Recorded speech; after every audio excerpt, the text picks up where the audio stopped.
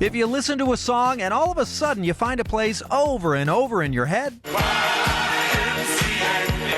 chances are you may have encountered a sticky song, also known as an earworm. You might not know why that happened in the first place, and it might be difficult to dislodge. And turns out there's a science behind them. To help us understand it, we turn to Elizabeth Margulis, professor and director of the Music Cognition Lab at Princeton University. It really is something that lots and lots of people experience very frequently. First, let's take a look at the term coined by experts to define sticky songs: involuntary musical imagery.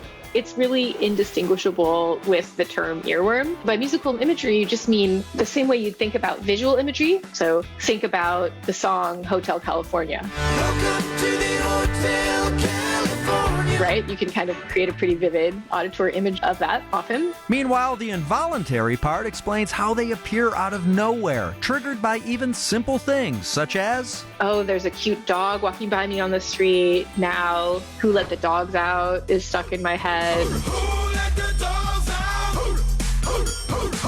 But not all songs stick. You'll find the ones that do share a few common traits. Things like notes in the song are really close to one another. When the song's a little faster, an upbeat song combined with an unexpected change in pitch or tempo catches your brain's attention, and that's why it sticks.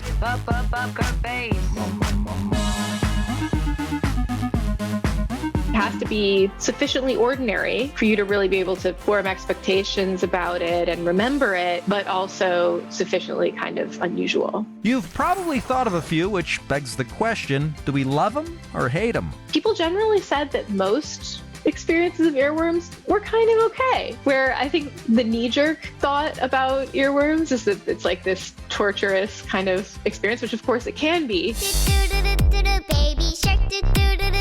But often they're kind of okay for people. But if you do catch that unpleasant kind, here's how to get rid of them. Chewing gum.